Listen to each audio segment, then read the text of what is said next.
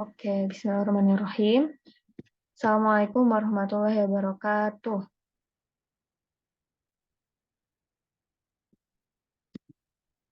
Waalaikumsalam warahmatullahi wabarakatuh. Oke, alhamdulillah, puji syukur kehadirat Allah Subhanahu wa taala karena atas berkat rahmat dan kasih sayangnya kita bisa dipertemukan ya di event Rabuku atau Rabu Baca Buku yang disupport oleh Sintesa Wellness. Nah, jadi kita di sini mungkin agendanya akan ada beberapa, yaitu baca buku, kemudian kita opening dulu, terus baca buku bareng, terus terakhir itu ada sharing insight dan diskusi. Yang seperti itu untuk susunan acaranya. Dan kita juga sebenarnya untuk opening nanti akan ada Kang Zen ya, opening speech-nya. Tapi sambil, nah, alhamdulillah udah ada nih Kang Zen. Halo Kang.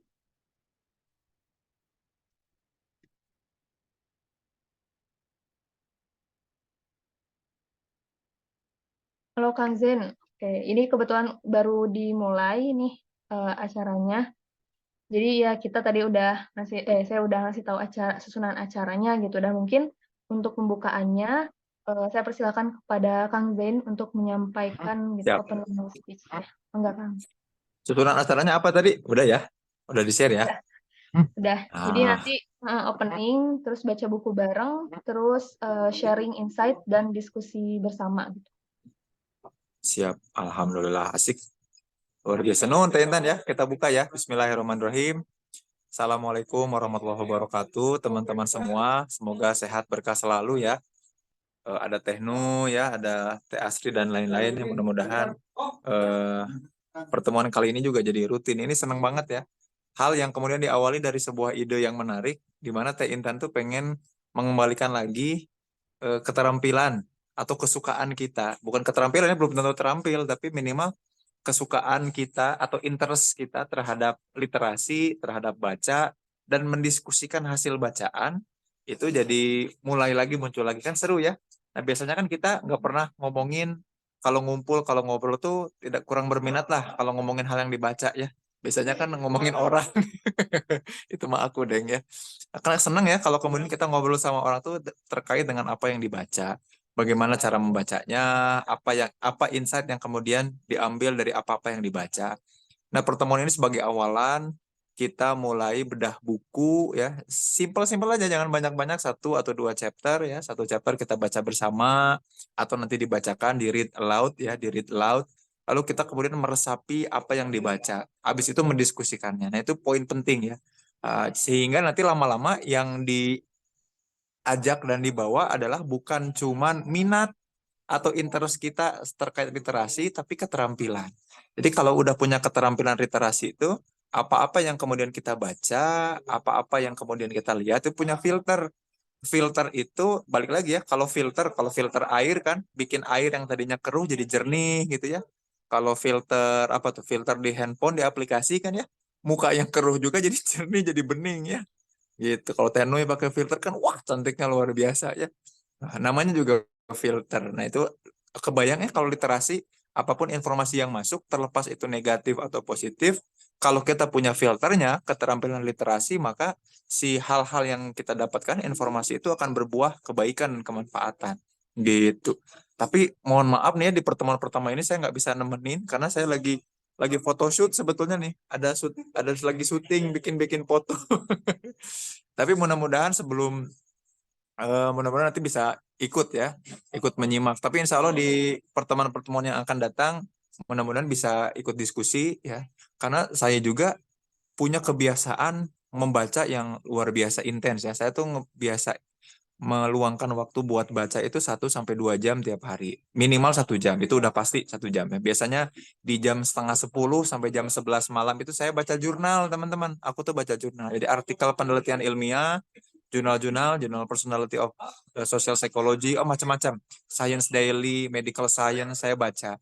Dan itu wajib, menurut aku tuh wajib. Ya, jadi setelah tilawah, biasanya setengah 10 sampai jam 11 itu, tilawah paling baca Qurannya 10 sampai 15 menit paling ya. Nah, sisanya baca artikel-artikel jurnal, nge-review, dan lain-lain. Itu dibiasakan sejak tahun 2011 ketika masuk S2 sampai sekarang.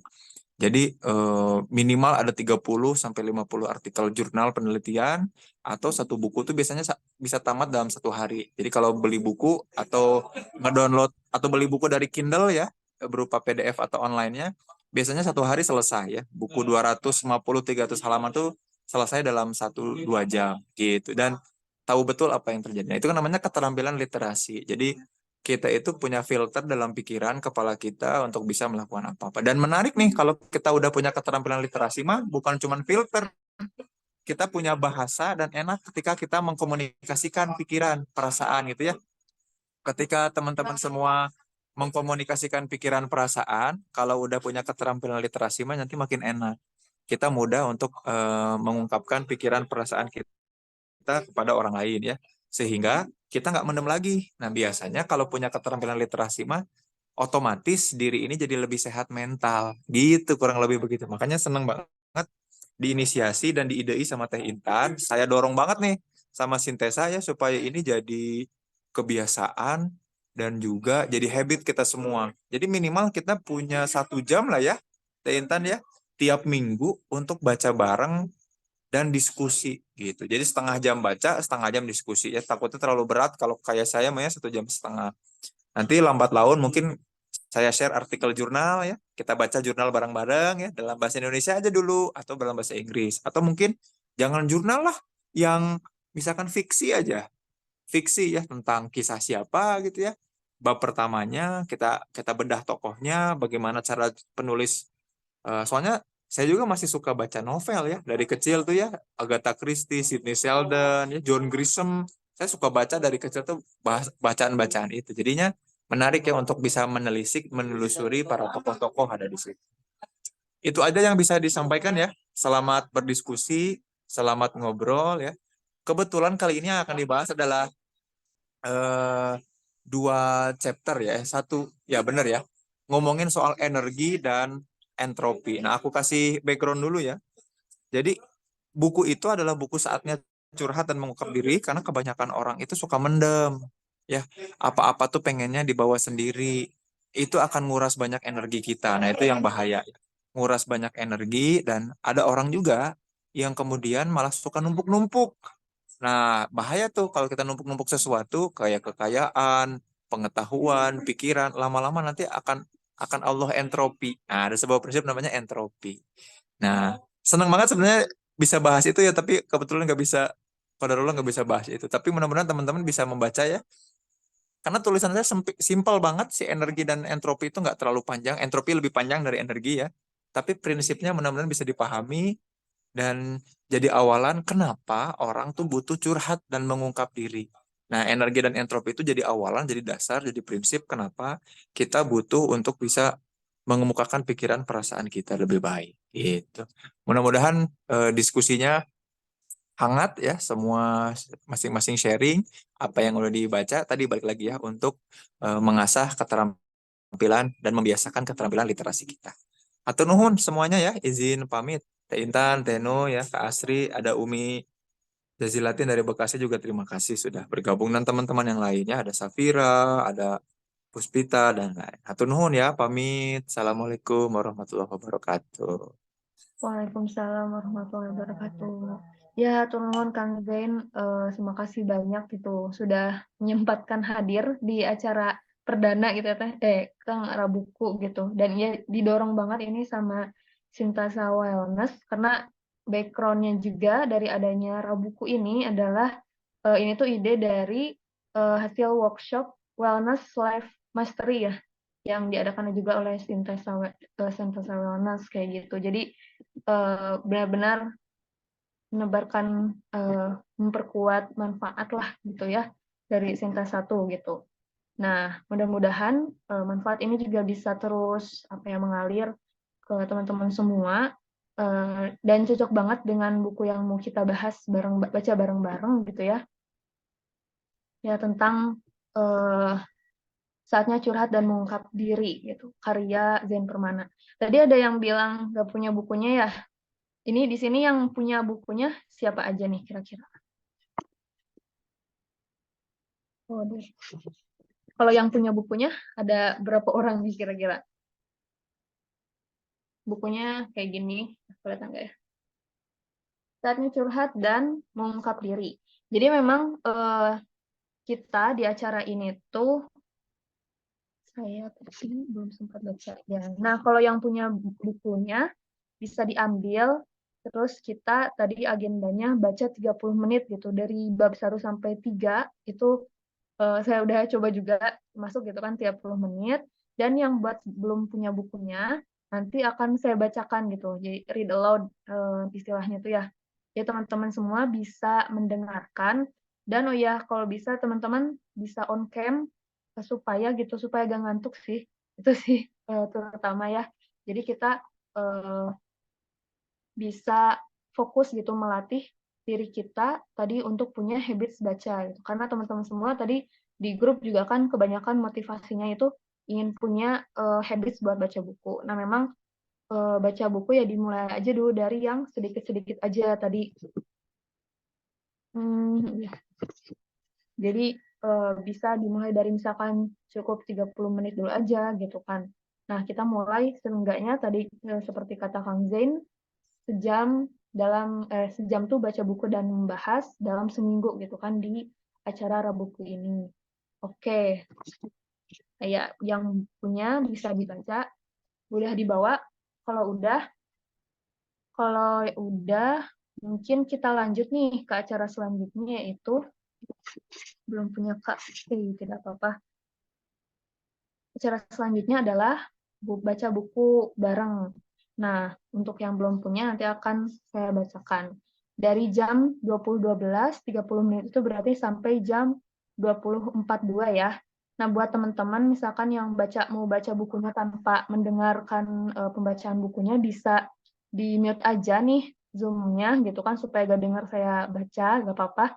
Tapi nanti jam 20.42 udah join lagi di unmute, didengar apa di unmute lagi gitu suara Zoom-nya. Oke, mungkin langsung aja ya. Jadi bab 1, curhat sebagai media penyembuh diri. Untuk pembukaan, aku ingin tahu apakah kamu percaya bahwa mencurahkan isi hati atau melakukan pengungkapan diri mampu menyembuhkan luka-luka batin, trauma di masa lalu, penyesalan, kesedihan, hingga mampu memaafkan, sehingga di masa yang akan mendatang kita mampu menjadi pribadi yang lebih bijaksana, toleran, sopan, dan mampu berperilaku lebih baik. Apakah kamu percaya bahwa mencurahkan isi hati mampu menumbuhkan semua itu? Aku sebetulnya masih merasa setengah percaya dengan hal itu. Kenapa? Karena aku dibekali oleh pengalaman ketika orang lain mencurahkan isi hatinya padaku, mereka mampu bangkit menyembuhkan luka batin yang dimiliki, memperjelas masalah yang dimiliki hingga masalah tersebut mampu terselesaikan. Juga, ketika seseorang curhat padaku, aku merasa bahwa ia telah mencurahkan seluruh isi pikiran dan perasaannya, sehingga perasaan yang telah tercurahkan itu dapat kulihat secara keseluruhan. Pikiran yang tadinya chaos menjadi sesuatu yang rapi, teratur, dan mampu menciptakan perasaan lega dalam hati. Aku percaya hal itu dapat terjadi pada orang lain. Namun, sebaliknya, jika aku berada pada posisi orang yang curhat, things don't work out for me. Kebanyakan orang, ketika aku mulai mengeluh misalnya, hari ini capek banget ya, orang lain malah menyambung pembicaraan dengan membuka masalah mereka seperti, capek ya? Sama dong, gue juga capek banget hari ini. Ada masalah A sampai Z, yang kemudian mengubur keinginanku untuk menceritakan masalah yang kumiliki. Hal ini menyebabkan aku menjadi pribadi yang kerap menyimpan masalah yang kumiliki hanya kepada diriku sendiri. Aku masih ingat sekali sudah ingin mempelajari psikologi lebih dalam sejak sekolah menengah pertama. Ya, awalnya memang banyak sekali teman-teman yang curhat dan sharing padaku. Hal ini yang membuatku terbiasa dan paham betul bagaimana orang-orang yang curhat mampu merasa lebih baik tentang dirinya sendiri. Hingga kemudian, aku bertemu dengan Bapak Asep Hoirul Gani, yang kukenal melalui orang-orang senang belajar dan akademisi psikologi yang kerap membicarakan dan merekomendasikan sosok beliau sebagai psikolog senior yang berpengalaman. Beliau senang disebut sebagai psikolog senior yang berpengalaman. Beliau senang disebut sebagai praktisi psikologi. Praktisi psikologi adalah orang-orang yang memilih untuk turun langsung ke lapangan, bertemu dan berinteraksi dengan banyak orang untuk mempraktikkan ilmu yang beliau miliki. Sehingga dengan banyak penerapan dan praktik ilmu psikologi yang dimiliki, beliau semakin kaya dengan ilmu psikologi. Aku sering sekali mendengar nama beliau, namun belum pernah sekalipun ikut kegiatan training yang beliau selenggarakan. Bahkan belum pernah sama sekali menonton video ataupun baca buku terbitan beliau. Namun demikian, beliau sangat terkenal bagi orang-orang di sekitarku, hingga ini yang beliau selenggarakan. Pelatihan yang diselenggarakan adalah tentang inner child dan aturan yang beliau tetapkan. Aku pun mengisi workbook, menjawab pertanyaan-pertanyaan, dan ada momen yang menyenangkan di mana beliau memberikan simulasi kepada peserta untuk beliau memberikan simulasi untuk berbicara pada diri sendiri. Artinya, secara tidak langsung dan tidak sadar, melalui tools-tools yang ada, beliau mengarahkan para peserta training untuk bercerita dan sharing pada diri sendiri. Aku merasa dipaksa untuk menggali kedalaman psikologi sendiri. Hal-hal yang tadinya menurutku baik-baik saja, diri yang kuanggap tak memiliki masalah, aku yang merasa fun dan enjoy selama ini, ternyata menemukan banyak hal tentang diriku sendiri. Dan luar biasanya, semakin dalam aku berbicara dengan diriku sendiri, aku mulai merasa banyak kehangatan yang menjalar dalam diriku, karena penerimaan yang terjadi antara aku dan diriku sendiri. Hingga akhirnya aku bisa mengalami perasaan yang disebut dengan penerimaan diri. Hal ini mungkin sulit dimengerti, walaupun kujelaskan dengan kata, apalagi hanya dengan membaca tulisan. Jadi, aku sangat merekomendasikan untuk mengikuti pelatihan yang tadi kujelaskan. Karena hebatnya lagi, dalam pelatihan itu aku mulai bisa berdamai dengan diriku sendiri. Semenjak hari itu pula, aku merasa lebih banyak berbicara secara intim dan intens dengan diriku sendiri. Hingga suatu ketika aku mendapatkan undangan dari beliau bersama dengan para pendiri komunitas dan praktisi konseling untuk berkunjung ke rumah beliau selama 4 hari di Tasikmalaya. Dari situ, aku mulai berpikir untuk mulai menuliskan hal-hal yang barangkali belum tuntas dalam hidupku. Maka, buku ini kutujukan untuk menjadi bahan refleksi pemikiran dan perasaanku selama ini dalam memfasilitasi orang-orang ketika mencurahkan hati dan mengungkapkan diri. Juga akan kujelaskan kenapa ada dua istilah berbeda, yaitu mencurahkan hati dan mengungkapkan diri. Tujuannya sangat sederhana, karena aku merasa banyak beban, hambatan, dan tantangan dalam diriku sendiri yang ajaibnya masih kualami hingga hari ini. Sehingga aku masih belum bisa menuliskan, menyelesaikan, dan mempublikasikan masterpiece-masterpiece yang sebetulnya sudah kukaji dengan teliti sejak tahun 2010 hingga sekarang. Nah, entah mengapa aku selalu mengalami writing block yang kerap kali mencegahku agar dapat menyelesaikan hal itu. Distraksi yang datang dari berbagai arah, termasuk disertasi yang sedang kukerjakan, maka dengan mencoba untuk menulis, menyelesaikan, dan mempublikasikan buku ini, kuharap mampu menjadi terapi bagi diriku sendiri. Harapanku ketika kamu hari ini memegang dan membaca buku ini dari sudut pandang yang kumiliki, kuharap juga mampu menjadi refleksi bagi dirimu sendiri. Bismillah, yuk kita mulai perjalanan mendalam, lebih intens dan intim, memfasilitasi diri kita untuk mencurahkan hati dan mengungkapkan diri. Bab 2, energi. Nah, pada bagian ini, aku akan mulai membahas tentang energi. Energi itu ibarat kehidupan bagi manusia, sebab energilah yang menentukan seberapa besar daya yang kita miliki. Energi juga berpengaruh pada aktivitas sehari-hari, karena akan menentukan seberapa mampu kita dapat melakukan sesuatu. Analoginya, energi diibaratkan seperti daya baterai sebuah handphone. Apa yang bisa kita lakukan dengan handphone yang baterainya hanya 12%? Tentu hanya sedikit yang bisa kita lakukan. Belum lagi ada mode menghemat energi sehingga pergerakan dalam handphone terbatas. Mungkin seperti itu juga manusia. Manusia juga butuh charger untuk tetap mengisi energi dan mengoptimalkan hal-hal yang kita lakukan. Bahkan jika dipikir-pikir kembali, handphone dan charger saja terkadang tidak cukup. Kita butuh alat lain seperti power bank. Well, seperti yang kita semua tahu, power bank adalah alat untuk menyimpan energi cadangan jika sewaktu-waktu dibutuhkan. Kesimpulannya, kita tidak akan punya daya jika tidak ada energi. Tidak bisa melakukan apa-apa tanpa energi. Tapi apakah kamu tahu bahwa energi itu berpengaruh terhadap kebahagiaan? Energi yang terlalu rendah ternyata tak baik untuk kita. Begitupun energi yang terlalu tinggi malah bisa berbahaya. Nah, dalam psikolog, hal ini sangat menarik untuk dibahas. Ketika energi terlalu ekstrim ke kiri atau tidak punya energi, titik terendah manusia, maka hadirlah depresi. Kebalikannya, jika energi terlalu ekstrim ke kanan, sehingga banyak sekali energi yang dimiliki, mampu menghadirkan kondisi mania. Energi yang berlebihan hingga dapat merusak dan menimbulkan dorongan tinggi untuk menguasai orang lain. Hal ini tentunya menghadirkan kesadaran bahwa kita tak punya pilihan lain selain mengelola energi yang kita miliki. Semakin sedikit energi yang kita miliki, maka semakin rentan kita bersentuhan dengan fase depresi. Jadi, depresi bukan keadaan di mana manusia mengalami masalah yang sangat berat, tetapi keadaan seseorang yang kehilangan minat, tenaga, dan daya akan kehidupan. Jadi, ciri-ciri utama orang yang mengalami depresi adalah ia mulai kehilangan minat terhadap sesuatu yang tadinya ia minati. Misalnya orang ini sangat passionate pada sepak bola, tapi tiba-tiba kehilangan minat untuk bermain bola. Bukan hanya itu, ia juga kehilangan minat untuk melakukan kegiatan yang tadinya mudah untuk dilakukan.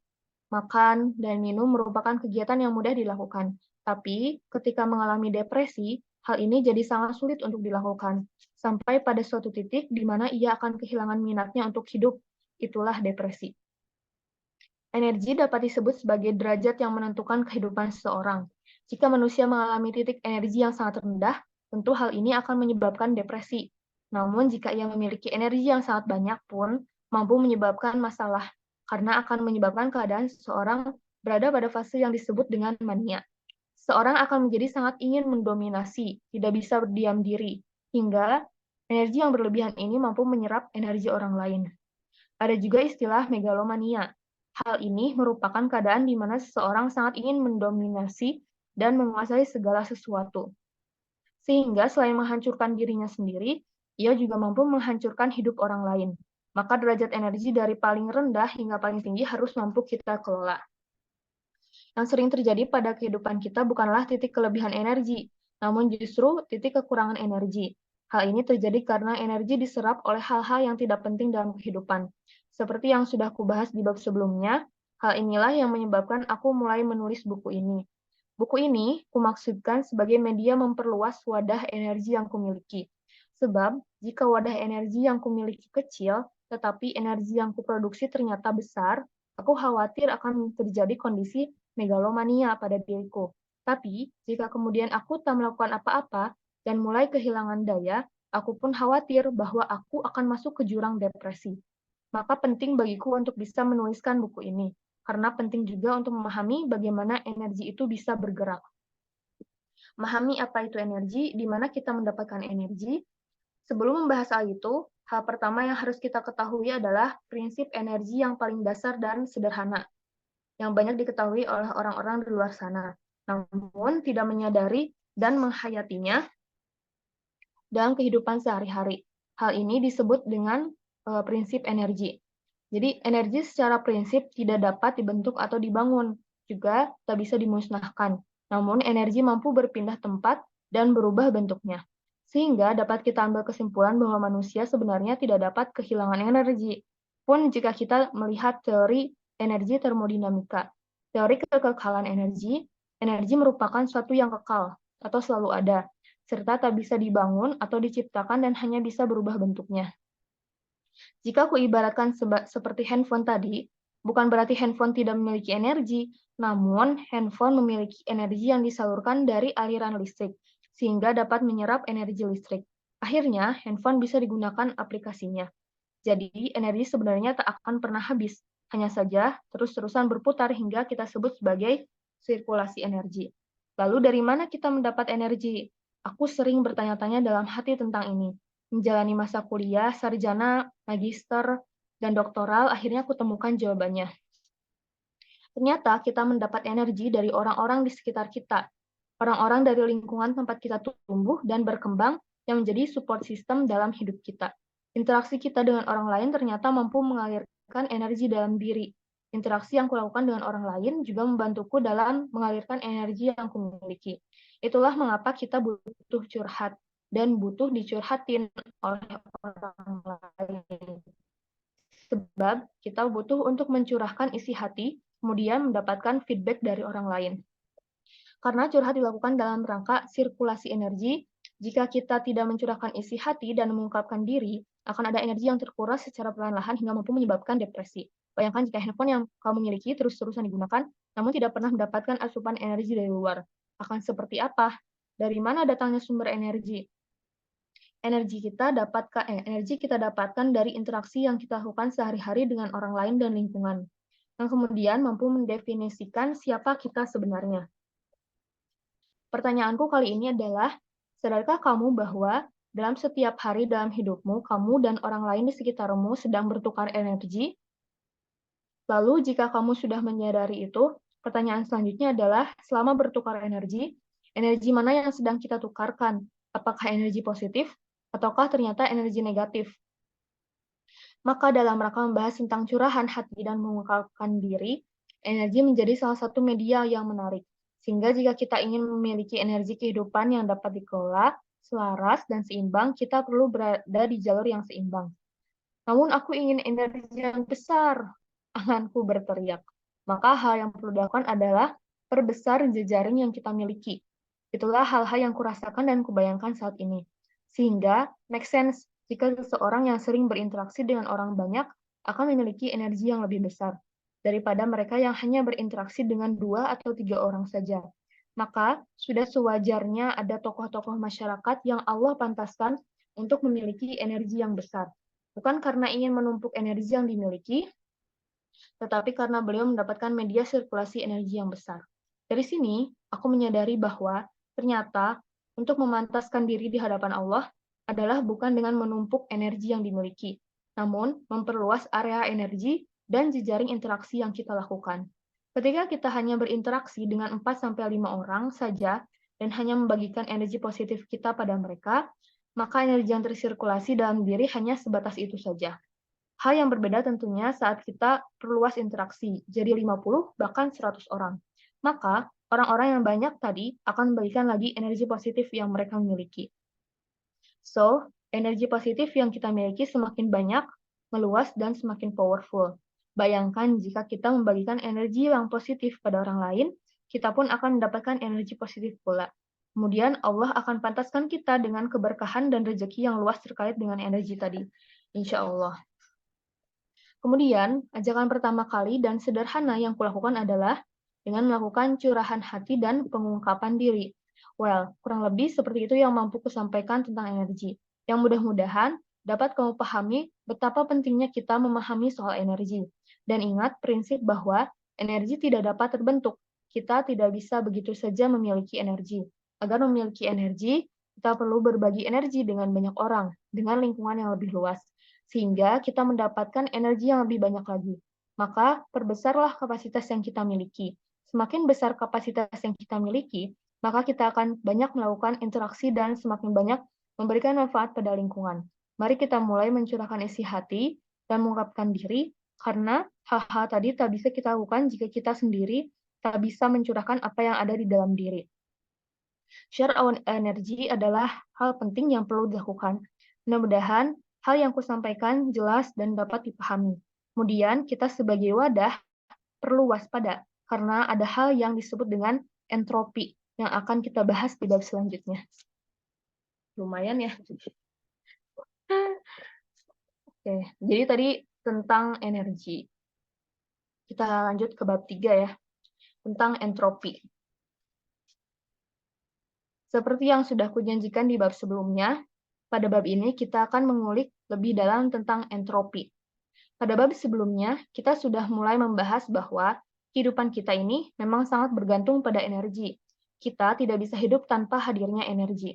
Energi inilah yang kemudian mampu mendefinisikan siapa kita, seberapa besar kapasitas yang kita miliki. Bahkan menentukan seberapa besar daya dalam hidup kita, baik daya dorong, daya pengaruh, atau daya manfaat. Semua itu rupanya bergantung pada energi yang kita miliki, dipengaruhi oleh jejaring interaksi yang kemudian menjadi aliran-aliran energi. Sehingga semakin besar interaksi yang terjadi dalam hidup kita, semakin besar juga energi yang kita punya. Permasalahannya adalah bagaimana alam semesta mengatur energi. Kita sudah menyadari bahwa sebagai manusia, kita sangat membutuhkan energi. Pun memiliki energi tidak semudah hanya memiliki dan tiba-tiba dapat digunakan. Kita juga harus mengelola agar energi yang dimiliki tidak terlalu rendah sehingga depresi atau berlebihan hingga mengalami megalomania. Lalu bagaimana sih alam semesta ini berjalan? Bagaimana cara energi di alam semesta ini bekerja? Pertanyaan ini mungkin hinggap di benakmu saat ini. Kamu mulai mempertanyakan tentang eksistensi dan berbagai penyebab terjadinya hal di dunia ini. Atau jika kamu tidak mempertanyakannya, setidaknya inilah yang ada di benakku cukup lama. Sehingga aku mulai mengkaji dan menelisik lebih serius hingga menemukan sebuah konsep yang bernama entropi. Entropi, jika aku definisikan secara sederhana, maka artinya adalah ketidakteraturan. Jadi, semesta ini cenderung untuk mengarah pada ketidakteraturan. Jadi, pada dasarnya, semua hal yang ada di alam semesta yang kita lihat, kita alami di dunia ini adalah sebuah keadaan yang chaos, tidak pernah berada dalam situasi keteraturan. Never. Aku sempat bingung, karena selama ini menganggap bahwa dunia ini sepertinya berjalan teratur, tentang hal-hal yang biasa kita lewati, biasa kita rasakan. Namun nyatanya yang membuat alam ini seakan berjalan teratur adalah persepsi kita sendiri, bangunan hayalan dan imajinasi kita sendiri, suka-suka kita dan semau kita. Kita ternyata sangat membuat keteraturan. Sengaja membuat keteraturan. Dalam hidup, sehingga mencari cara untuk menemukan pola, mencari keteraturan semesta. Padahal semesta berjalan penuh dengan ketidakteraturan. Kenapa kok tiba-tiba jadi ketidakteraturan? Apakah memang begitu cara kerja semesta yang selama ini tak kusadari? Ternyata hal ini ada hubungannya dengan energi. Jadi, semesta ini cenderung untuk mengarah pada ketidakteraturan karena ketidakteraturan merupakan salah satu upaya semesta untuk menyebarkan energi. Jika manusia ingin memperluas dirinya melalui energi, yang dibutuhkan adalah jejaring interaksi. Semakin luas target interaksi, semakin banyak dan bervariasi orang-orang yang kita ajak bicara, kolaborasi, kompetisi, maka akan diberikan energi yang sama banyaknya dan sama luasnya. Sehingga aku yakin, jika hanya berkolaborasi atau setidaknya bertukar insight hanya dengan beberapa orang dalam hidupnya, energi kita pun hanya akan segitu-gitu aja. Lain halnya jika kita semakin banyak berinteraksi, maka semakin banyak pula energi yang terkonsumsi, pun energi yang diproduksi dan akan didapatkan. Ternyata, semesta cenderung mengarah pada ketidakteraturan karena hal itu merupakan salah satu upaya semesta untuk menyebarkan energi. Jadi, semesta akan sangat berusaha mencegah manusia untuk menciptakan keteraturan buatan. Jika manusia sengaja membuat sesuatu, alam akan bertindak untuk menghancurkannya. Contohnya, saat kita sengaja ingin membangun sebuah hubungan, maka alam semesta kemudian akan memisahkannya, baik dari segi usia, komunikasi, ideologi, bahkan dari kebutuhan. Sebentar, maksudnya gimana sih? Kamu mulai kesal karena sepertinya aku menyinggung sesuatu yang mungkin pernah kamu alami dulu atau saat ini. Kumohon jangan kesal terlebih dahulu karena aku punya penjelasan logis tentang hal ini. Maksudku, segala yang manusia coba bangun pasti akan dihancurkan secara perlahan oleh semesta. Hal ini disebut dengan entropi. Kok bisa begitu sih? Beneran? Well, technically, yes. Jadi karena yang datang akan pergi, dalam pertemuan pasti ada perpisahan. Begitupun dalam ikatan pasti ada putusan, baik diputuskan secara halus atau secara terpaksa oleh alam, seperti ditinggal pergi selama-lamanya. Intinya, bahwa dalam semua permulaan pasti ada akhirnya. Kenapa harus begitu? Karena memang seperti inilah cara semesta berjalan. Segala sesuatu yang telah dibangun akan semesta coba hancurkan. Semakin tinggi kita mencoba membangun, akan semakin cepat pula semesta mencoba menghancurkannya. Kenapa sih harus begitu? Kamu pun resah. Terbayangkan olehmu segala hal yang selama ini telah diusahakan. Kamu pun mulai melihat celah kebenaran dalam ucapanku barusan. Sehingga ada sebuah analogi yang menurutku sangat pas jika membahas tentang entropi, yaitu analogi tentang pasir di pantai. Sehingga, jika kamu lihat atau kamu ingat bahwa pasir yang ada di pantai sangat tidak teratur, mereka bertebaran begitu saja di pinggir pantai. Kemudian ada manusia yang iseng ingin membangun istana pasir di pinggir pantai. Sudah dibangun dengan baik, istana itu terlihat tinggi dan ada dinding yang menjulang ke atas, menara, pintu-pintu, jendela, serta hiasan-hiasan yang indah. Namun, semakin besar istana itu terbentuk, maka semakin besar pula kekuatan alam untuk menghancurkan istana yang sudah terbentuk tadi, baik lewat angin, ombak, maupun hal-hal lain yang datangnya mungkin tak pernah terduga. Kenapa? Kembali lagi pada statementku di awal, bahwa semesta memang secara alamiah berjalan secara tidak teratur. Semakin besar upaya kita untuk membuat segalanya teratur, alam akan berusaha memperporandakannya, karena ketidakteraturan merupakan salah satu upaya semesta untuk menyebarkan energi. Lalu untuk apa aku membahas tentang entropi ini? Menurutku, hal ini penting agar kita sadar bahwa apapun yang sudah kita coba bangun akan hancur. Apapun yang kita coba hidupkan akan mati. Dan apapun yang kita coba wujudkan akan hilang dan musnah. Karena secara alamiah hal itu akan terjadi begitu saja. Maka ketika kita membangun harapan, tentu semesta akan mencoba menghilangkannya. Jika kita tidak memahami prinsip entropi. Dari konsep entropi ini, kita dapat belajar konsep keikhlasan, konsep memaafkan, bahwa pada awalnya segala sesuatu bukanlah milik kita sampai kita berusaha untuk membangunnya, seolah-olah menjadikan itu sebagai milik kita. Entropi ini akan menyadarkan kita bahwa kita bukanlah siapa-siapa pada awalnya, sampai kita merasa bahwa kita adalah seseorang yang bisa memiliki segalanya, sehingga lambat laun alam akan bekerja. Menyadarkan kita bahwa kita bukanlah siapa-siapa dan tidak punya apa-apa. Kamu mungkin bertanya-tanya lagi, kenapa jadi berat begini? Perasaan buku ini tentang curhat deh. Gimana korelasinya? Hubungannya adalah kita perlu tahu barangkali sama ini sendiri. Padahal kita bukanlah siapa-siapa. Hal ini juga agar kita tetap waspada, menyadari bahwa apapun yang kita punya merupakan entropi atau dimusnahkan. Agar tidak dientropikan, kita perlu untuk sering sharing, mencurahkan isi hati, dan mengungkapkan diri. Mengapa? Supaya kita sadar betul bahwa apapun yang ada dalam diri ini sebetulnya bukan milik kita. Kita tidak bisa kita mengetahui dan punya kesadaran tentang itu tanpa kita mencurahkan isi hati dan mencurahkan hati. Sehingga entropi mengajarkan kewaspadaan, kebijaksanaan, dan mengajarkan konsep kepemilikan, bahwa segala sesuatu yang ternyata kita pikir adalah kenyataan, barangkali hanya angan-angan. Juga semua bangunan yang kita coba buat, kemudian lambat laun akan dientropi atau dimusnahkan oleh alam.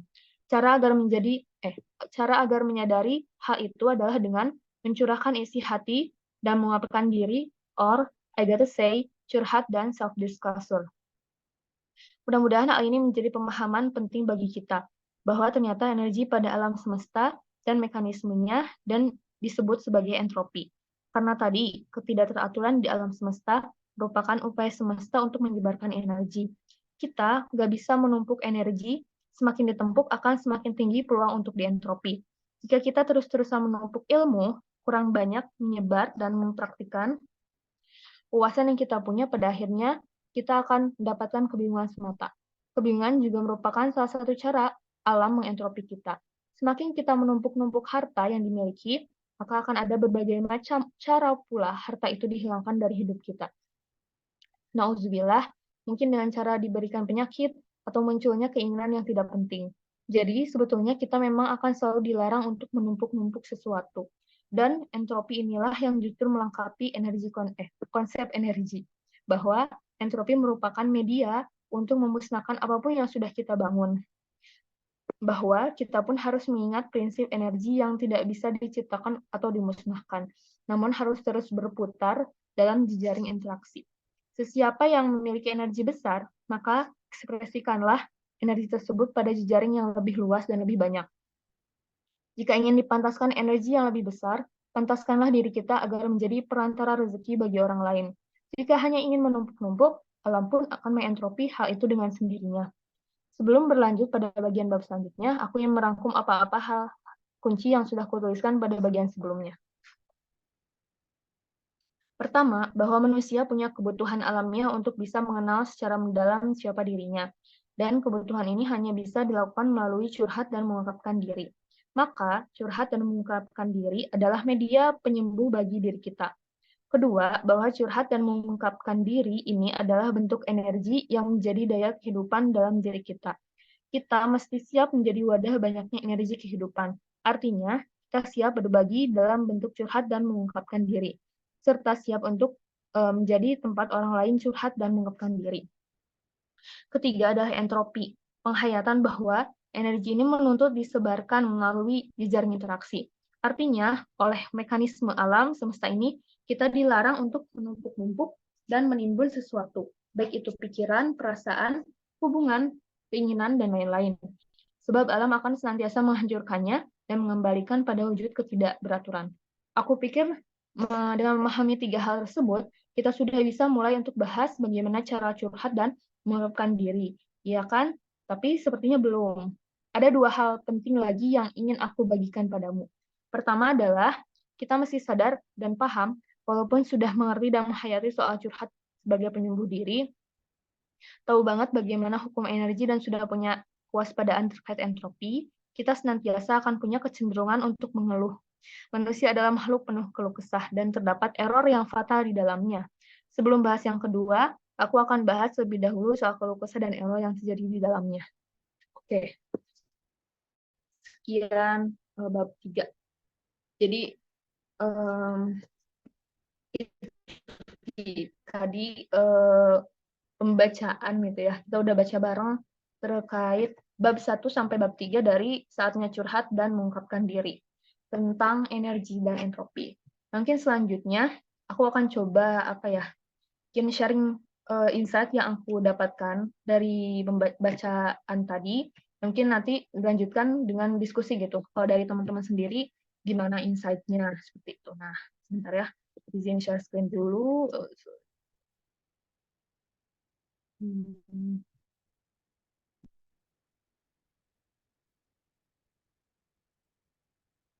Coba share screen dulu.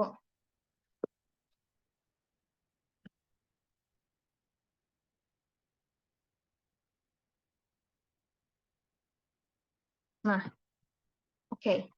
Sebenarnya tadi udah juga di akhir bab 3 udah ada rangkumannya gitu ya. Tapi aku coba ingin sharing juga karena cocok banget ya tadi dengan yang dibahas tentang sharing gitu. Jadi kita harus sharing itu adalah cara kita untuk menyebarkan energi. Nah, mungkin lanjut. Ini jadi buku Saatnya Curhat dan Mengungkapkan Diri. Penulisnya tadi Kang Zen Permana, tahun terbitnya 2021, penerbitnya Najimo Books Publishing, jumlah halamannya 207 halaman. Jadi di buku ini tuh ada 10 bab. Nah, ada banyak bab, dan sebetulnya yang paling teknis gimana cara curhat dan membangun dan mengungkap dirinya tuh di bab 8 gitu. Tapi di sebelum-sebelumnya itu memang dibahas tentang fondasi yang perlu kita pahami dulu gitu ya, sebelum curhat dan mengungkapkan diri. Nah, kita tuh lagi bahas baca tadi di bab 1 sampai 3. Nah, kalau insight yang aku dapat ya, sama mungkin review juga, aku suka review juga bagaimana membaca tulisan Kang Zen, maksudnya tuh penulis buku gitu ya. Kalau Kang Zen, kalau baca bukunya, sebenarnya ini buku pertama yang aku baca, buku Kang Zen pertama yang aku baca. Dan tapi sebelum-sebelumnya kan sempat ikut juga kayak webinar ataupun kelas online gitu ya, yang diadain Kang Zen. Jadi cara menulisnya tuh kayak mirip banget dengan cara bicaranya Kang Zen. Kayak kalau kita baca bukunya Kang Zen tuh kayak lagi ngobrol aja gitu bahasanya tuh. Nah, di bab pertama itu tadi lebih banyak membahas tentang background ya. Background gimana sih tentang curhat itu sendiri gitu ya. Bagaimana curhat itu bisa membuat si masalah, kalau pas curhat tuh bisa diartikulasikan gitu ya. Apa sih masalah kita tuh, apa sih yang kita rasain tuh sampai hingga akhirnya bisa membentuk sebuah penerimaan diri gitu. Nah, dan yang menarik juga kalau dari materi yang disampaikan Kang Zen tuh, beliau tuh mungkin karena latarnya psikolog, jadi selalu membuat mindset kita tuh lebih terbuka gitu. Jadi kalau misalkan materi curhat tuh langsung ke triks teknisnya gitu ya. Tapi kalau Kang Zen tuh ke mindset-nya dulu gitu. Apa sih mindset yang harus kita luruskan terkait curhat ini? Dan yang pertama itu ya tentang energi tadi. Yang menarik itu dari energi, ada 2 hal sih yang aku tangkep tuh. Yang pertama, tadi kita tuh kan punya energi ya, kita tuh kayak baterai. Kita tuh kayak baterai yang punya kapasitas tertentu lah, masing-masing beda-beda. Kita tuh kadang bisa depresi tadi, atau bisa juga maksimal gitu, energinya tuh numpuk gitu kan. Tapi akhirnya sama-sama bikin pusing kan kedua kondisi itu teh. Nah, jadi curhat ini dan mengungkapkan diri, pertama yaitu cara untuk kita bisa mensirkulasikan energi kita tadi supaya tidak berada di kondisi depresi ataupun mania. Jadi harus ada interaksi untuk mengalirkan energi tersebut. Nah, tapi poin kedua yang aku dapatkan juga dari bab kedua tadi, yaitu dengan curhat dan mengungkapkan diri, kita tuh bisa memperbesar kapasitas energi kita gitu dengan memperluas jejaring interaksi kita gitu. Kayak misalkan mungkin kita udah cukup tersirkulasi lah energinya dengan bisa curhat ke 2 orang teman kita misalkan, atau cukup dengan journaling gitu. Tapi kita kan ingin punya energi ya. Salah satunya itu mungkin untuk tadi membangun habit baca buku, agar bisa punya energi juga untuk bisa bermanfaat untuk orang lain. Maka kita juga perlu punya kapasitas energi yang lebih luas. Yang tadi bisa dilakukan dengan cara memperluas jejaring energi, memperluas jejaring interaksi gitu, dengan curhat dan mengungkapkan diri. Itu yang dari energi aku dapatnya itu. Kemudian untuk entropi ini, tadi artinya itu kan tidak teraturan ya, untuk menebarkan kembali energi kembali. Hikmah ya ini teh.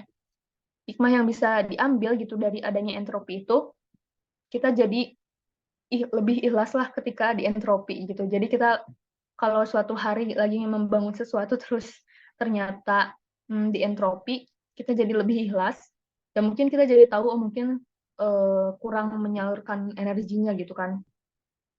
Dan kemudian yang kedua itu hikmah yang bisa aku ambil sih, memahami bahwa apa yang kita bangun ini bukan milik kita gitu kan, semuanya itu sebenarnya milik Allah kayak gitu. Jadi benar-benar harus sadar akan hal itu gitu, supaya kita tidak mudah dientropi.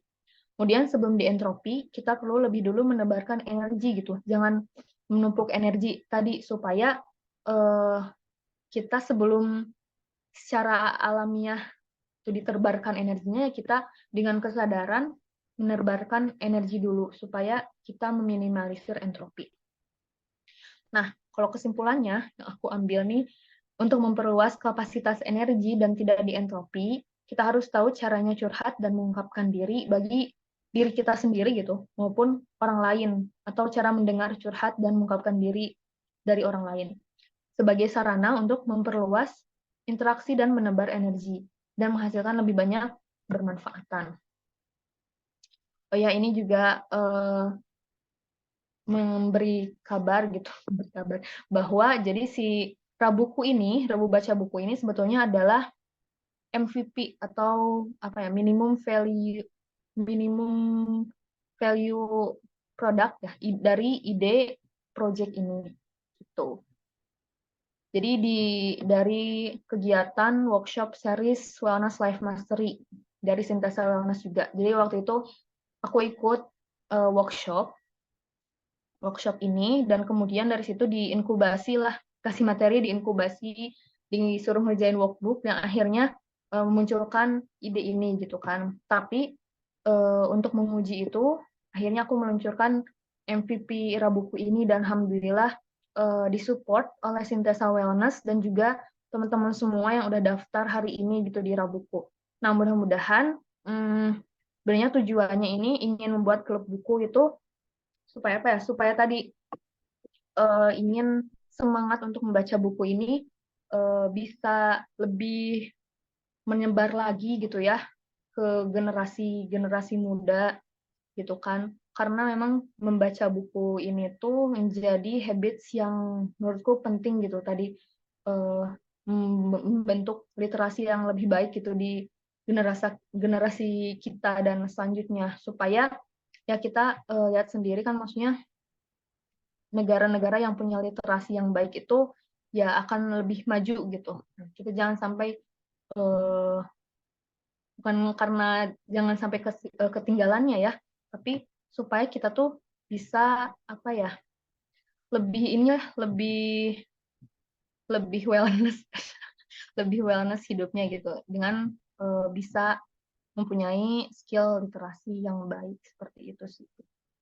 Oke, mungkin itu insight yang bisa aku dapatkan dari baca buku ini. Nah, mungkin teman-teman juga silahkan untuk sharing gitu insight-nya bagaimana. Jadi tadi ya, dari baca buku tadi kan kita jadi tahu gitu bahwa dengan sharing seperti ini juga itu tuh adalah apa ya, kita tuh bisa mensirkulasi energi kita dan mudah-mudahan membuat kapasitas energi kita menjadi lebih luas, menjadikan kebermanfaatan di antara kita tuh menjadi lebih luas. Kalau teman-teman misalkan mau share lagi insight ini, insight dari kegiatan ini, insight dari buku yang teman-teman baca ke media sosial, mungkin itu juga yang bisa membuat energi teman-teman bisa lebih besar lagi. Nah, mungkin silahkan nih kalau dari teman-teman ada yang mau menyampaikan kalau insight-nya gimana gitu kan, atau mau berdiskusi juga boleh. Oh ya, mungkin kalau hubungannya dengan membangun habits ya, dengan curhat tadi, sebenarnya masih panjang ke pembahasan secara teknisnya. Tapi dari bab yang udah kita baca tadi gitu kan, tentang energi dan entropi, membangun habits juga kan termasuk dengan membutuhkan energi ya. Teman-teman kan mungkin ada yang energinya terkuras di tempat kerja atau di kuliah gitu kan. Nah, bagaimana kita tuh energi ini penting untuk kita bisa melakukan lebih banyak hal, termasuk membangun habits baca buku gitu. Dengan kita bisa mendebarkan gitu, sharing tentang apa yang kita baca, mungkin itu juga bisa menjadi sumber energi kita untuk bisa lebih semangat untuk membangun habits baca buku. Tapi di sisi lain kita juga dengan tahu adanya entropi gitu ya, kita jadi sadar juga gitu. Kan bangun habits tuh kadang suka naik turun gitu ya. Itu mungkin entropinya sedang bekerja gitu. Tapi kalau kita coba nih, kita sama-sama apa ya, menguji gitu. Benar gak sih kalau kita menebarkan insight dari apa yang kita baca, apakah kita dientropi dengan mudah atau tidak? Kayak gitu. Karena kalau kita menebar, maksudnya tuh sharing gitu soal insight buku yang udah kita baca, biasanya tuh malah jadi lebih semangat sih untuk baca buku lagi gitu. Kayak gitu. Karena mungkin tadi energinya tersalurkan, jadi kita tidak menumpuk-numpuk ilmu yang udah kita baca gitu kan, tapi kita sebarkan lagi sehingga kita menghambat entropi ini untuk bekerja dengan cepat kayak gitu, karena kita udah membantu dia untuk menebarkan energi. Ya, mungkin itu dari aku. Ada yang mau? Oh, boleh Teh Hafsah. Oke, bismillahirrahmanirrahim. Suara aku kedengeran? Kedengeran Teh? Oke, alhamdulillah ya. Makasih banget Teh Intan yang udah bacain hampir 30 halaman buku SCMD, ditambah reviewnya juga yang luar biasa. Pasti haus ya. Kalau haus boleh minum dulu nih. Sekarang aku insya Allah mau share dikit ya tentang insight yang didapat setelah tadi dibacain buku SCMD. Sebenarnya aku baca buku SCMD ini udah pernah, tapi biasa ya kalau baca kadang pengen cepet-cepet, akhirnya eh, insight yang didapat tuh hanya secara umum gitu. Tapi ternyata hari ini setelah sambil mendengarkan Teh Intan tadi bacain bukunya, aku juga sambil megang bukunya sambil baca lagi gitu ya. Wah, ternyata ada banyak banget poin-poin yang sebelumnya mungkin aku agak terlewat kali ya karena bacanya terlalu cepat. Nah, tapi sekarang alhamdulillah banyak banget yang ditangkep dan ternyata energi tuh yang kita punya tuh luar biasa ya, banyak ya, dan nggak hanya energi yang selama ini kita kenal aja yang dari makanan menghasilkan energi yang bikin kita gerak gitu kan. Selama ini kita hanya taunya itu aja gitu, tapi ternyata itu pengaruh juga sama kebahagiaan kita gitu kan tadi di chapter 2 ya kalau nggak salah. Nah, itu pengaruh juga ke kebahagiaan kita dan sebenarnya salah satu yang bisa menyebabkan depresi itu ternyata energi juga yang terlalu rendah gitu, yang menghilangkan minat kita pada hal-hal yang sebenarnya kita sukai biasanya gitu. Jadi ini juga sih buat aku jadi sebuah apa ya? Kesadaran gitu atau misalnya jadi alarm gitu ya. Jadi untuk menandakan kita tuh sebenarnya energinya ada di mana sih? Ada di posisi rendah atau energi kita lagi di puncak apa yang lagi biasa aja gitu sehingga nantinya kalau aku jadi bisa menentukan kalau aku lagi ada di energi yang rendah banget, oh berarti aku harus mencari energi lain gitu ya. Entah dari curhat, kalau yang dari buku ini dijelaskan Kang Zen ya, atau mendengarkan curhat gitu. Yang tadinya mungkin sebagian dari kita, aku mungkin ya, kadang kalau dengerin orang curhat gitu kan, kalau lagi kalau lagi senang didengerin, tapi kadang kan ada masanya aduh, bosan banget nih lagi males dengerin curhat gitu ya sebelumnya. Aduh, panjang banget ceritanya gitu. Atau misalnya, aduh udah malam gitu kan. Tapi ternyata setelah mendengar, bukan ya mendengar Teh Intan cerita ya, mendengar dan membaca buku ini tuh, oh kalau dilihat dari sisi lain, ternyata mendengarkan curhat tuh eh, efeknya luar biasa ya gitu. Jadi kalau kita melihat dengan baik, ternyata mendengarkan curhat juga bisa bikin kita menambah energi juga gitu. Dan gimana ya nambah energinya? Nah mungkin nanti itu akan dibahas di chapter-chapter berikutnya ya. Semoga aku sih seneng kalau nanti ada lanjutannya supaya kita bisa sama-sama bahas gitu ya. Karena kalau baca sendiri kan ya itu tadi kayak aku pernah baca juga ada yang kelewat mungkin atau misalnya nggak nggak kebahas lebih dalam, tapi dengan diskusi kan mungkin yang aku nggak tangkep ternyata ada teman-teman yang nangkep gitu. Kayak yang tadi aku nggak sadar, yang lain ada yang sadar gitu. Atau misalnya yang lain ada yang nggak nangkep bisa dilengkapi lagi sama pemahaman-pemahaman yang lain. Jadi sebenarnya seru sih ya, seru banget. Nah itu tadi sih yang aku tangkep. Dan kalau kita ada di energi yang tinggi juga, misalnya kayak tadi terlalu banyak ilmu mungkin yang dipahami atau terlalu banyak harta gitu ya. Kadang kan kita bingung mau diapain. Nah, itu ternyata ya harus dikeluarkan gitu ya sebelum dientropi. Kayak istilahnya kalau kita punya uang atau punya barang dijaga, dirawat, dimanfaatkan, jangan sampai ternyata dirampas duluan sama maling gitu kan. Jadi kadang kadang kalau barang hilang, ah lu kurang sedekah gitu. Tapi ya bisa jadi juga kalau barang itu ternyata tidak bermanfaat, tidak kita gunakan dengan baik, akhirnya alam mengentropinya gitu kan. Nah, itu dia. Jadi kita harus lebih aware lagi. Mungkin bisa jadi kita bisa berbagi dengan hal yang kita miliki supaya energi yang tadinya banyak nggak jadi megalomania tadi itu ya. Kalau di buku di chapter berapa ya? Berapa ya Teh? Dua, tiga ya? Itu Dua, tadi tentang dua itu. ya, Dua ya, mania dua dan sama tiga. megalomania. Nah itu, jadi biar nggak kelebihan energinya tuh nggak merusak kita gitu, tapi kita manfaatkan, kita bagikan ilmunya, hartanya, terus apalagi ya, apapun ya yang kita miliki gitu supaya bermanfaat gitu buat orang lain gitu ya. Dan wah ini banyak insight sih yang aku dapat teh dari tiga chapter ini dan jadi tertarik buat lanjutin lah. Sampai bacanya, Kenapa? sampai bacanya.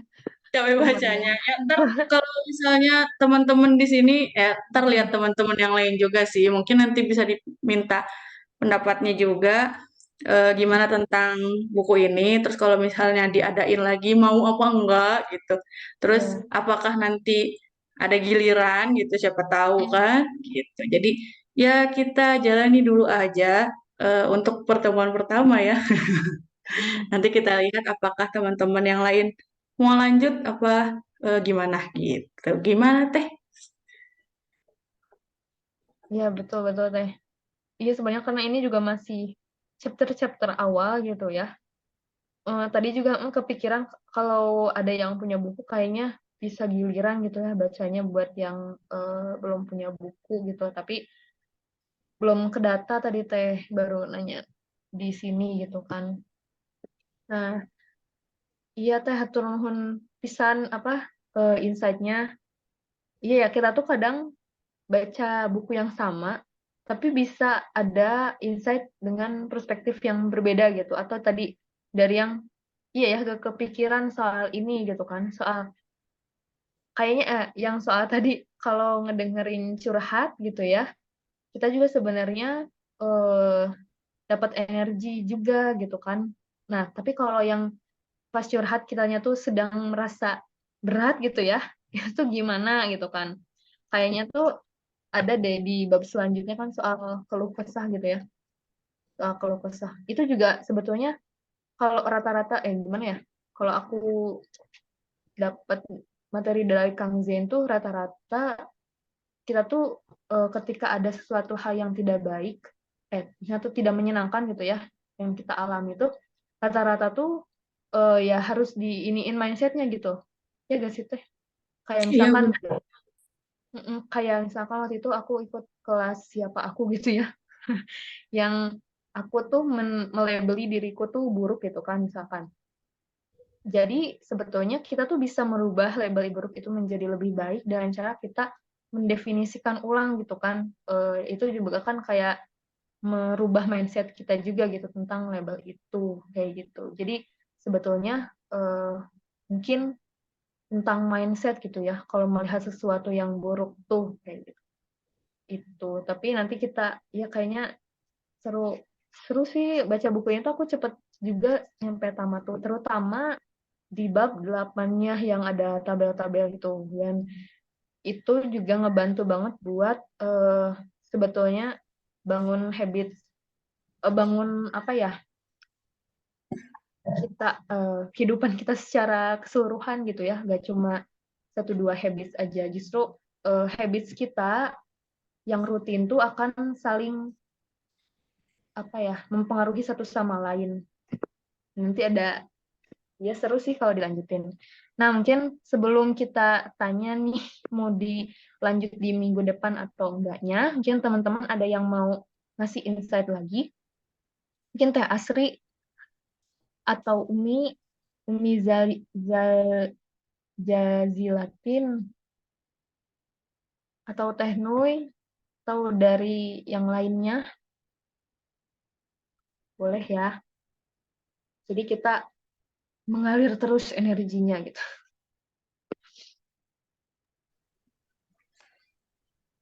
Aku juga pas ngebayangin apa ya si energi itu ya dan kita sebagai baterainya kepikiran juga sih soal terkait misalkan aku kan introvert gitu ya kok masa sih berinteraksi dengan orang itu bisa bikin kita nambah energi gitu kan padahal kan kebanyakan si stigmanya tuh introvert tuh kalau interaksi sama banyak orang malah jadi gampang gampang low battery lah gitu ya. Nah aku sebenarnya nggak nyari-nyari nyampe kayak gimana sih tapi kalau dari baca-baca lagi gitu ya kan introvert dan extrovert itu cara kita untuk eh, mencharge energi ya. Misalkan kalau introvert itu charge energinya dari dalam diri gitu kan. Kalau extrovert itu dengan orang lain kayak gitu. Nah, orang yang introvert itu belum tentu kapasitas energinya sedikit gitu kan. Kan kita tahu juga banyak leaders yang punya energi yang banyak gitu kan. Interaksinya luas. Nah, mungkin itu mereka punya kapasitas energi yang besar karena punya uh, networking yang luas juga, tapi dia tuh udah tahu gitu kan cara mengatur sirkulasi energinya seperti apa. Mungkin dia lebih banyak mengatur sirkulasi energinya dengan dirinya sendiri gitu karena dia introvert gitu kan. Tapi bukan berarti dia uh, apa menghindari untuk berinteraksi dengan orang lain gitu karena itu justru juga apalagi kalau interaksinya positif tadi ya bisa membuat kapasitas energinya menjadi lebih besar gitu. Aku kepikiran itu juga sih. karena ya banyaklah introvert yang kita kenal itu justru sangat besar gitu kan energinya. Tapi memang mereka tuh muncul di waktu-waktu yang sangat sangat penting aja biasanya ya, tapi sangat powerful juga gitu. Kayak gitu sih. Kayak kalau Kalau kata Kang Zain, gimana tuh? introvert, ekstrovert itu beda di cara mengecasnya gitu, ngecas energinya. Setelah setelah mungkin menghabiskan energinya. Kalau introvert ngecasnya mah sendirian, dalam kamar mungkin ya, me time sendiri. Kalau extrovert itu ngecas energinya justru kalau ketemu banyak orang gitu. Energi yang dimiliki mungkin sama-sama besar untuk berkontribusi atau membuat karya di luar gitu ya, entah di kerjaan ataupun entah di project pribadi gitu. Itu energinya sama-sama besar, tapi ketika butuh ngecas diri, butuh apa ya, refreshing gitu ya. Kalau yang introvert sendiri aja gitu, di kamar dengerin musik mungkin ya, atau ya asik sendirilah baca buku sendiri, terus ntar tiba-tiba langsung wah semangat lagi gitu. Tapi kalau yang ekstrovert justru dengan ketemu orang energinya wah meningkat gitu. Gitu Ya, sih waktu mendengar penjelasan Kang Zen. seru ya kayaknya kalau ada Kang Zen langsung yang bahas gitu. Nah iya, tadi Penasaran. katanya kalau ada Nah, lagi, nah, nanti semoga waktunya pas bisa ikutan. Tadi kan cenah gitu. ya mudah-mudahan itu ya, karena kan pengen tahu juga apa background latar belakang kenapa begini nulisnya atau dan lain-lain. Mudah-mudahan ada kesempatan ya di lain waktu. Amin. Nah, teman-teman juga yang lain ya, nggak apa-apa ya bebas berpendapat untuk apa? Nggak usah takut salah atau benar ya, karena kita kan sama-sama diskusi. Nanti saling mengingatkan, saling meluruskan gitu. Kalau misalnya ada yang perlu dilengkapi, saling melengkapi gitu. Jadi jangan malu-malu. Ya betul. Itu Kak, istilahnya dong. Kalau kita tertarik dengan satu judul buku, terus kita beli, lalu awal-awal kita semangat bacanya, ya paling nggak sampai seperempat, udah malas lanjutkan sampai tamat. Atau kadang gangguannya baru aja baca udah ketiduran. Mohon tipsnya dong Kak, biar semangat baca. Turun. Oke, kalau dari aku mungkin ya, ini kita sharing-sharing bareng ya. Jadi karena aku sendiri tuh sebetulnya kan maksudnya bukan ahli atau bagaimana ya, sama-sama orang yang sebenarnya suka sama buku, pengen lebih rajin lagi baca buku, dan pengen ini tuh kita punya tadi circle yang bisa saling support gitulah untuk menebarkan energi lebih luas.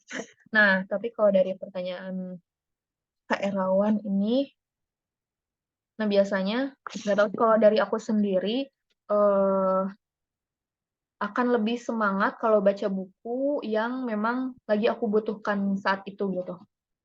Jadi biasanya benar-benar ya yang paling lama milihnya tuh ternyata milih buku yang sedang aku butuhkan saat itu gitu. Jadi kalau yang lagi aku butuhkan biasanya lebih menarik, jadi lebih cepat juga bacanya. Contohnya aku tuh udah beli buku You Do You, atau enggak? Buku You Do You Alexandro Ruby. Udah tahun kemarin kayaknya.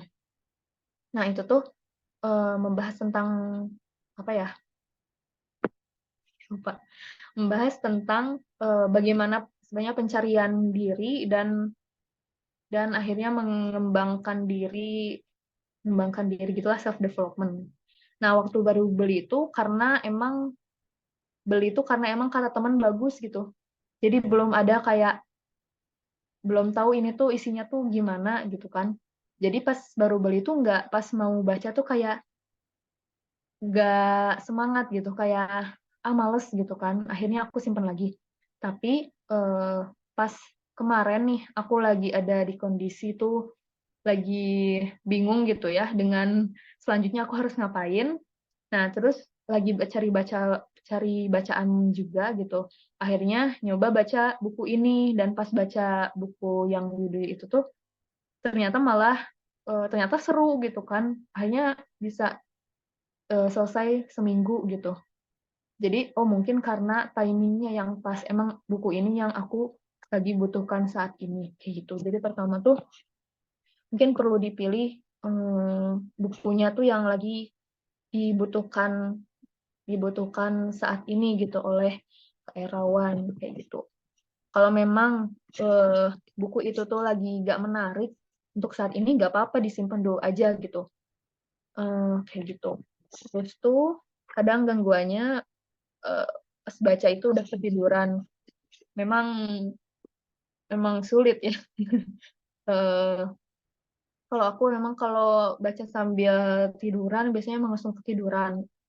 Jadi biasanya aku luangkan waktu misalkan 30 menit di waktu apa, di waktu aku tuh kemungkinan lagi semangat untuk baca buku. Tapi baca bukunya ya udah 30 menit aja gitu, gak usah lama-lama. Atau teman-teman mau 15 menit dulu aja, gak apa-apa gitu. Yang penting kita ada waktu, ada progres untuk membaca buku itu gitu. Jadi bangun habits-nya tuh jangan terlalu ambisius lah kayak gitu. Yang penting kita biasa dulu konsisten membaca itu di waktu yang kita tuh lagi semangat untuk membaca. Kalau aku biasanya pagi-pagi setelah makan, enggak setelah makan kadang ngantuk sih. Atau setelah mandi gitu kan, atau setelah olahraga biasanya semangat kayak gitu. Gitu. Mungkin dari teman-teman yang lain ada apa tipsnya buat Kak Erawan. Kalau teman-teman sendiri kalau baca buku sukanya kayak gimana? Maksudnya tuh pas lagi apa gitu kan?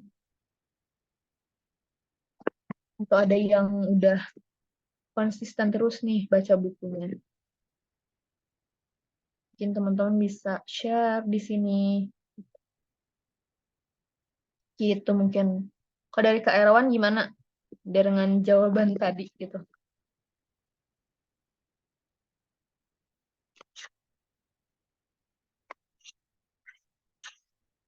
Semoga bisa terjawab ya Kak. Nah,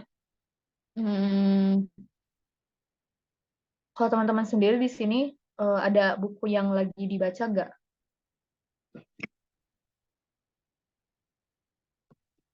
Boleh misal baca buku fiksi,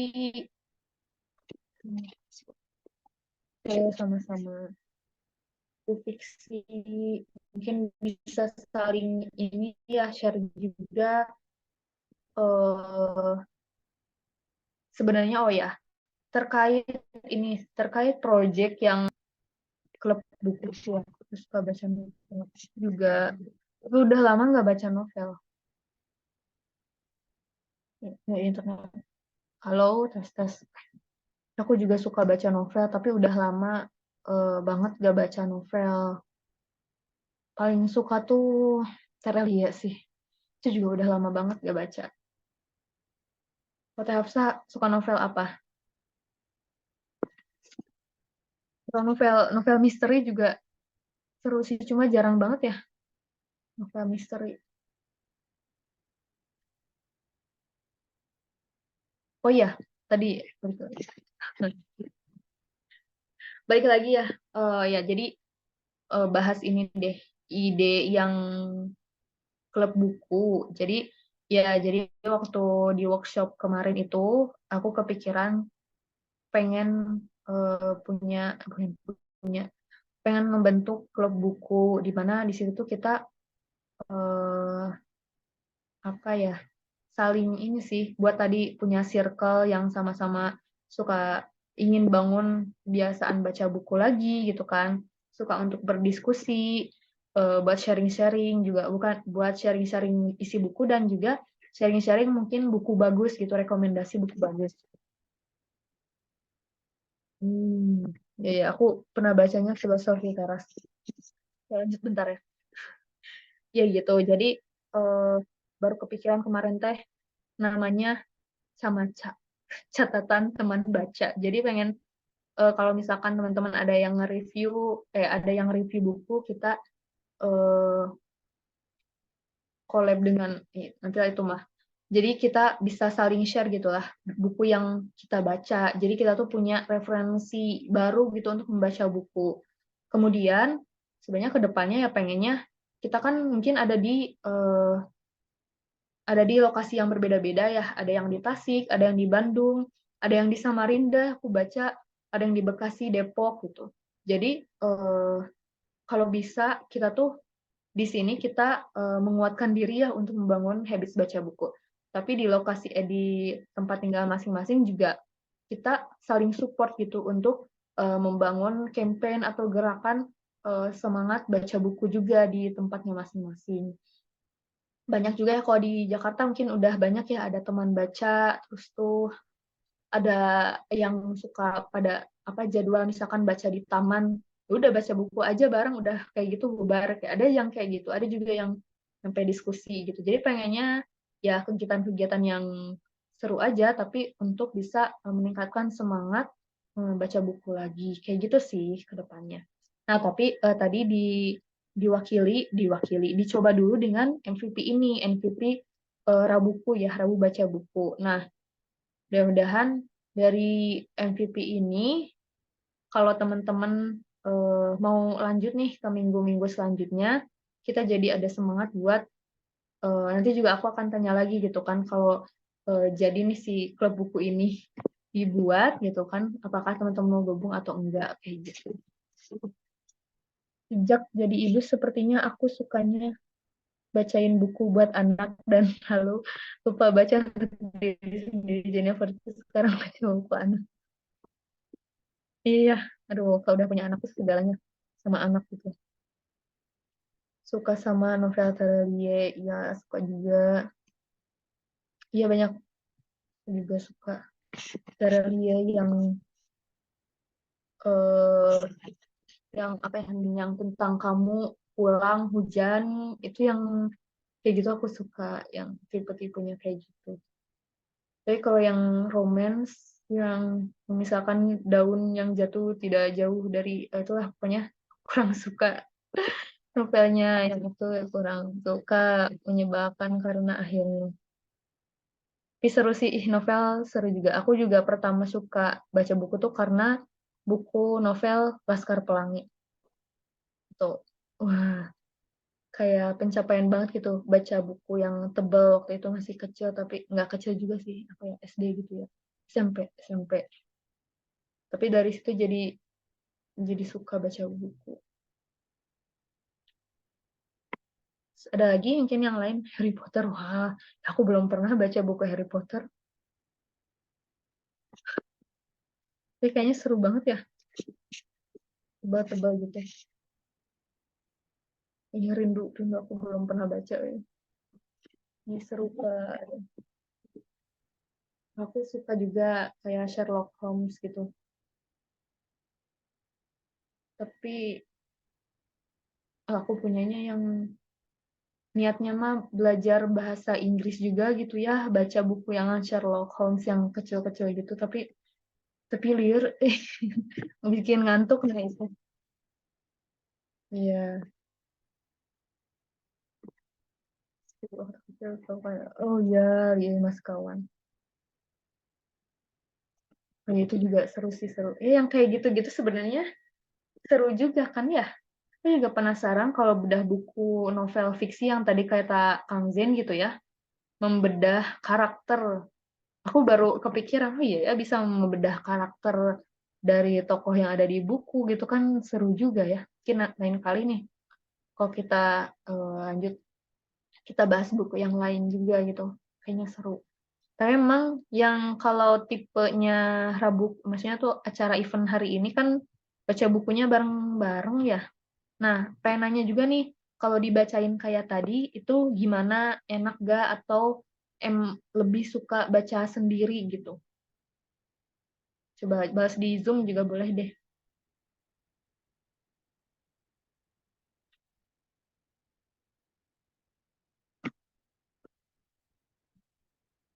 Baca sendiri. Iya, kadang ada lebih enak baca sendiri sih. Beli. Oh ya, kalau yang mau beli buku SCMD, bisa ke ini ya, ke Hafsa. Nggak, Deng. Ada kontaknya, nanti aku kirim share di grup. Bisa tanya langsung ke kontak pesan tersebut. Iya, kalau belum ada bukunya emang ya dibacain. Ini harus berterima kasih sih ke Kang Zin karena membolehkan untuk read aloud buku ini gitu ya.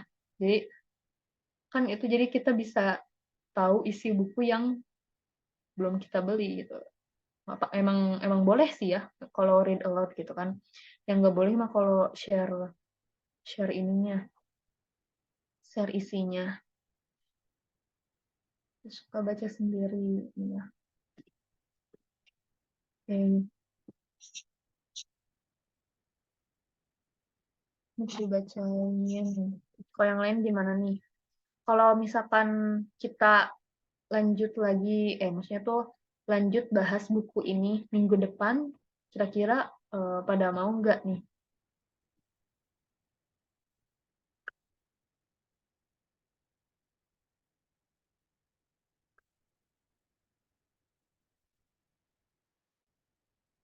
Dia harus beli.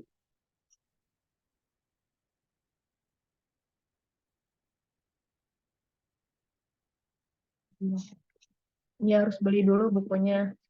Iya, sekalian promosi. Tapi bener emang worth it kok kalau beli juga gitu ya. Aku juga penasaran nih bukunya yang baru yang Insecure gitu. Tapi belum tahu. Insya Allah tuh Teh Hapsa gimana nih lanjut ke depan. Boleh nanti di ini aja berarti di grup eh, mayoritasnya gimana Oke, biar di pollnya. nanti nanti dikumpulin pendapatnya teman-teman. Terus kalau misalnya yang mau beli bukunya nanti di Pilih sama. bisa ke nomor admin ya. Tadi udah dikasih ke Oh Teh iya, Intan, mungkin Teh Intan bisa. nge-share atau bisa ke web juga bisa sintesawellness.com di kelas nanti ada buku. Diskon sekarang harga normal ya, tapi khusus SCMD ada subsidi ongkir sampai 20.000 gitu. Kalau SCMD, jadi nanti teman-teman dapat subsidi ongkir gitu ya. Harganya 125.000. Nanti teman-teman bisa ke web atau ke admin. Nanti di-share kontaknya sama Teh Intan gitu. Ya sih. Iya, nanti aku share di grup berarti ada diskon. Ada promo apa ongkir ya? Ongkir. Oh, ini Iya, ada ada Kak Rawan. Nanti aku Insecure juga bisa kalau ada yang mau beli ya. iya iya. Nanti Desember mau ada buku baru lagi. Ya, jadi Oh, ini. iya. Jadi Iya lagi promosi banyak banget. membangun keluarga nanti Desember mah. Wah, seru lah pokoknya. Seru lah. Nanti ya pokoknya nanti aku share ya di grup info kontak personnya ya sama tadi harganya. Oh ya, ini mungkin ini 7 menit lagi kita ada Kak Erawan nih nanya. Kak, share dong pengalaman Kakak dalam membantu teman yang butuh curhat. Apakah terkadang kita ikut larut dalam keadaan teman tersebut dan bagaimanakah Kakak memberi jawaban solusi untuk temannya? Nah, ini jadi sebetulnya kita tuh nggak perlu ngasih solusi sih, gitu kan? Sebetulnya ya. Nanti Teh Hafsa nanti bantu ini tambahin juga. Nah, kalau pengalaman, ini nanya kan pengalaman ya. Kalau pengalamanku sendiri, ketika dengar teman curhat, kita mendengarkan dulu aja.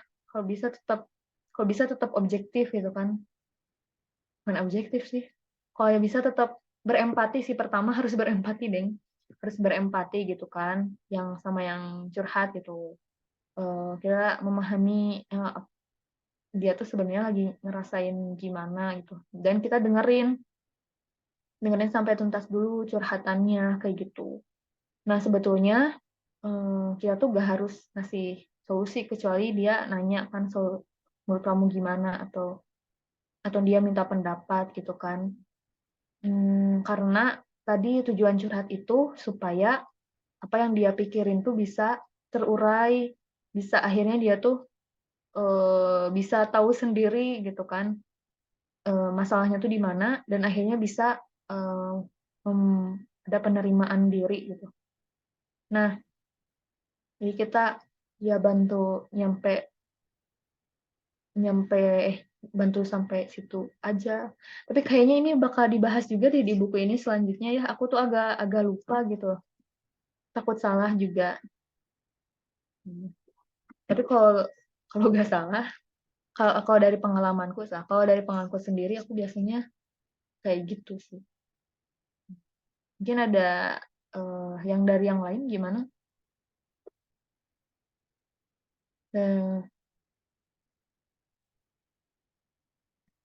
Mungkin dari Teh Hafsah ada tambahan nggak?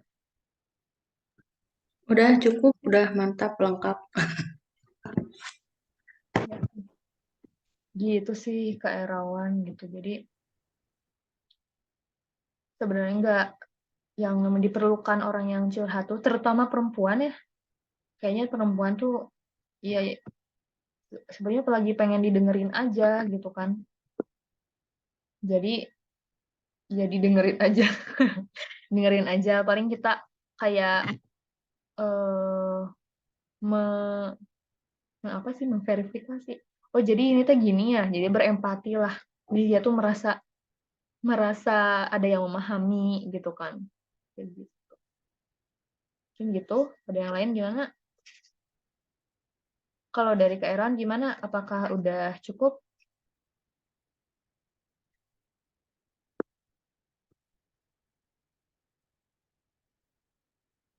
Oke. Nah, mungkin itu aja untuk kegiatan kita hari ini. Sami-sami. Kegiatan kita hari ini udah jam 21.27 juga gitu kan. Terima kasih banyak buat teman-teman yang udah menyempatkan hadir di acara Rabuku hari ini. Semoga energi kita terus bersirkulasi dan menebar lebih banyak gitu. Jadi teman-teman kalau ada yang mau share ini, boleh share ini di media sosial mungkin. Boleh juga. Oh ya, ayo foto bareng gitu untuk bisa di-share misalnya. Untuk jadi dokumentasi juga. Kalau ada yang bisa on cam, boleh nih on cam kita foto bareng. Oh ya, tapi jangan lupa ya harus ingat entropi gitu. Supaya kita tetap rendah hati. Oh, memang ya. Oke, ada lagi. Aku hitung dari 10 ya. Jangan 10, 9, 8, 7, 6, 5, 4, 3, 2, 1. Ada lagi ya yang mau on cam? Kalau enggak, mungkin lanjut aja langsung ya. 1, 2, 3. Ya, sekali lagi. 1, 2, 3. Oke, ya nggak apa-apa. Ya, hatur nuhun ya semuanya udah menyampaikan hadir. Selamat beristirahat. Selamat melanjutkan aktivitasnya. Assalamualaikum warahmatullahi wabarakatuh.